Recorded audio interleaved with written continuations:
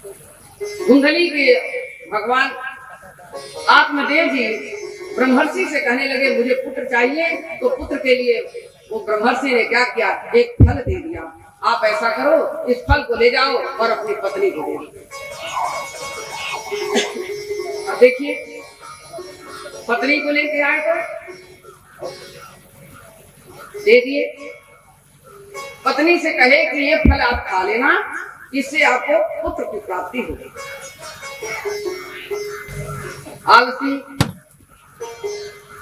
और चुगली करने वाली और नंबर 1 लड़ने वाले धुंधली, पूजा पाठ से बिल्कुल दूर। पर आत्मदेव को विश्वास था कि चौथा पन इसका आ गया है, अब ये सुधर जाएगी। पत्नी से उनको कोई द्वेषता नहीं थी, निभा रहे थे रिश्ते को। निभाते निभाते जब फल ले आकर के देते हैं तो धुंधली कहती है अच्छा मैं खा लूंगी, मैं ग्रहण कर लूंगी, मुझे भी पुत्र चाहिए। आपकी इच्छा है तो मैं आपकी इच्छा को पूर्ति करूंगी। आत्मदेव चले गए, अपने तप में लीन हो गए, पूजा पाठ में, यज्ञ अनुष्ठान में।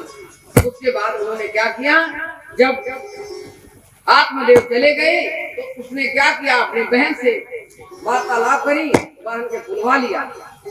देख अगर ये मैं फल खा लूंगी तो मेरा पेट खुल जाएगा, मैं सो नहीं पाऊंगी, मैं काम नहीं कर पाऊंगी, मैं किसी के पास जा नहीं पाऊंगी और बड़ा कष्ट होगा प्रसव पीड़ा में।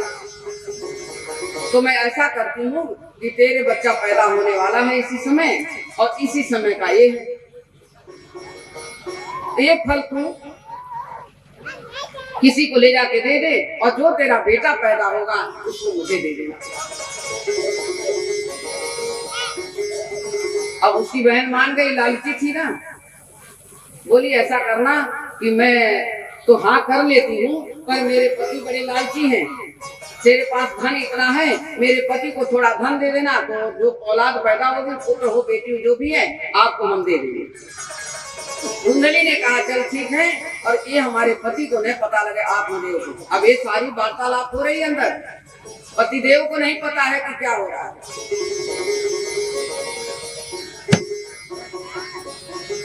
अब वो तो उनको मालूम नहीं कि मेरी पत्नी हमारे साथ इतना छल कपट कर रही है। क्या किया, उस फल को ले जा करके गाय को खिला दिया। जो फल ऋषि दिए थे उसको ले जाके गैया को खिला दिया और कह दिया कि मैं अब आराम करूंगी, आपने जो फल मुझे दिया था वो मैंने ग्रहण कर लिया है, अब मुझे कुछ काम करने की जरूरत नहीं, आप सब संभालो। आत्मदेव को विश्वास, अपनी पत्नी को कौन नहीं करता है, विश्वास सभी करते हैं। इधर 9 महीना हुआ है, उसके बहन को पुत्र पैदा होता है, वो पुत्र ले लेती है चुपचाप, और जो बहन को पुत्र था आत्मदेव को नहीं बताई कि मेरी बहन गर्भवती है। और जो गैया को फल दिया था, गैया के पेट में बढ़ने लगा बच्चा बढ़ने लगा, इतना सुंदर बच्चा हुआ 9 महीने का। इसका बच्चा पैदा होता है, कुछ दिन बाद गैया ने बच्चा दिया, तो गैया ने जो बच्चा दिया, मुख इतना सुंदर लेकिन कान गौ का, और मनुष्य का जन्म था उनका, मनुष्य थे पर कान बड़े बड़े बहुत सुंदर। अब ये जब पैदा हुआ तो पंडितों को बुलाए, हम लोग भी बुलाते हैं पंडित ब्राह्मण को, बुला करके नामकरण संस्कार करवाया गया।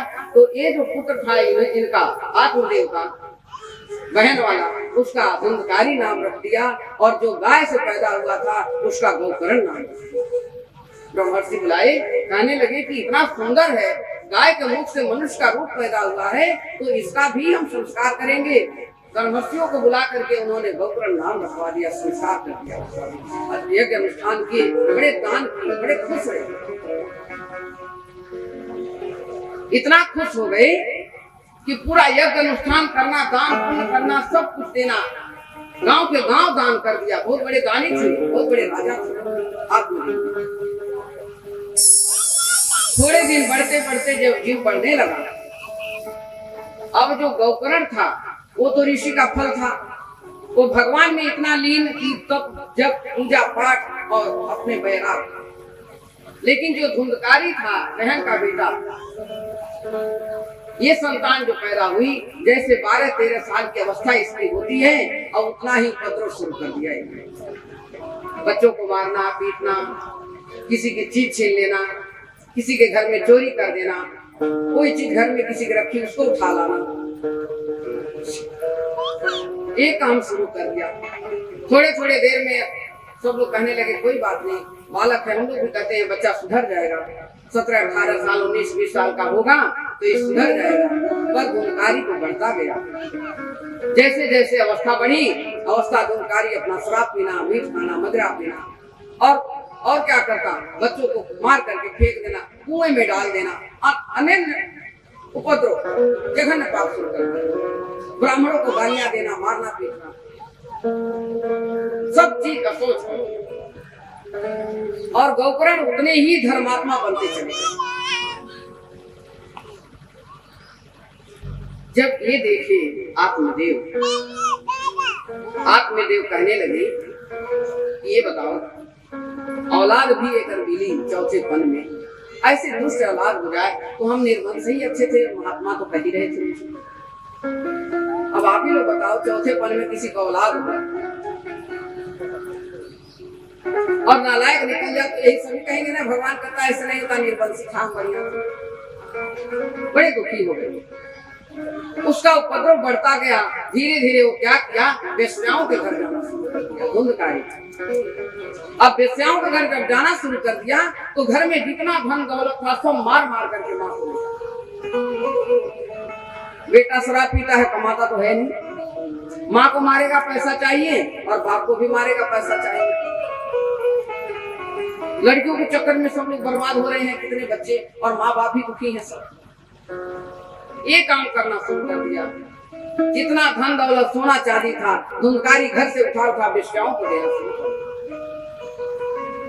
माँ बाप दुखी, क्या करे, गौपुराण अपने तप में लीन।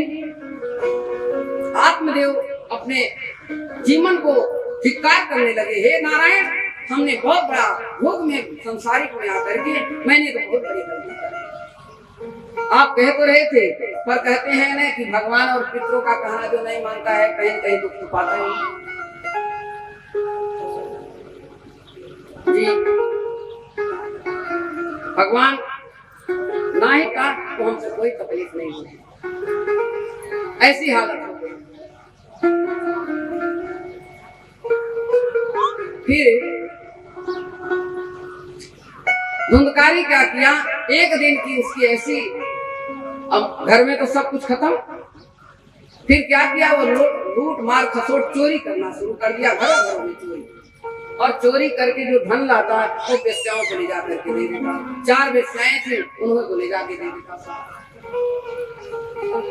एक दिन क्या हुआ कि जब कहीं नहीं उसको कुछ मिला तो एक लुकारी जला करके अपने माँ की तरफ लेकर के आया। कहने लगा कि अगर धन नहीं देगी तो मैं तेरा जान मारूंगा, जला के भस्म कर दूंगा। अपनी माँ को लुकारी लेके दिखाने लगा। इतने में क्या होता है कि जब माँ भयभीत हो जाती है, भय के कारण माँ उसमें कुएं में कूद करके मर गई, डर के मारे, बेटा के डर के मारे कुएं में कूद करके मर गई। धुंधकारी माँ तो गिर के मर गई। और इसके पहले आत्मदेव घर छोड़ करके पिताजी चले गए। गौकर्ण जी उनको समझाए कि पिताजी इस दुख में क्यों रहते हो, आप इतना यज्ञ तप का अनुष्ठान करते हैं, आप जाइए किसी नदी के किनारे किसी आश्रम में जाकर के वहाँ अपना तप करें, छोड़िए, संसार में कुछ नहीं रखा है। आत्मदेव भी दुखी होकर के चले गए जंगल में तप करने, और इधर उनकी पत्नी कुएं में गिर करके मर गई। अब इसको कोई सहारा नहीं। एक दिन इसने क्या किया कि राजा के घर चोरी हुई थी, चोर चुरा करके धन लेकर के जा रहे थे। धुंधकारी ने देखा ये तो इतना सारा सोना चांदी लेकर के जा रहा है, आज मैं इनसे छीन करके ले जाऊंगा, वेश्याओं को दे दूंगा तो हमारी बहुत बड़ी कीर्ति होगी और हमको बहुत प्यार करेंगे, सब इतना धन पाएंगे, बहुत खुश हो जाएंगे। क्योंकि मन जब स्थिति सही नहीं होती है तो दुष्मति हो जाती है, इंसान क्या करे। इतने में सारा धन ले लिया, चोर से छीन लिया राजाओं के जो कर्मचारी थे वो ढूंढ रहे थे कि चोर कहाँ है, पर एक तो धन लेकर के चला गया। जो चोर थे जो लेके जा रहे थे वो पकड़े गए, धन तो मिला नहीं उनको। और ये सब धन ले जा करके वेश्याओं को दे देता है। वेश्याएं देखती हैं कि इसके पास इतना धन है, ये तो देगा ही नहीं हमको। अब देखिए इसके 4 औरतें, लड़ाई तो होनी है। जब 4 वेश्याएं रोजाना देता ही धन ले जा करके। अब चारों सोचने लगी अगर मैं पा जाऊं तो मुझे अच्छा होगा, मैं पा जाऊं मैं। 4 के चारों सोचने लग गया।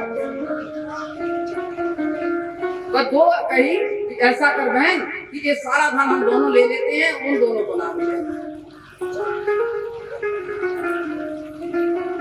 उसने क्या किया कि धुंधकारी को उठाया और पेट्रोल डाल करके वही उनको जला के खत्म कर दी, और जो धन था वो दोनों ले लिया और उसको मार के खत्म कर दिया। ये तो किसी काम का है नहीं, आज लेकर के आया है, इसके घर में कुछ है नहीं, हमें क्या देगा, जो है ले लो, इसको मार के खत्म कर दो, जिंदा रहेगा तो फिर लेकर के जाएगा, छीन लेगा हमसे।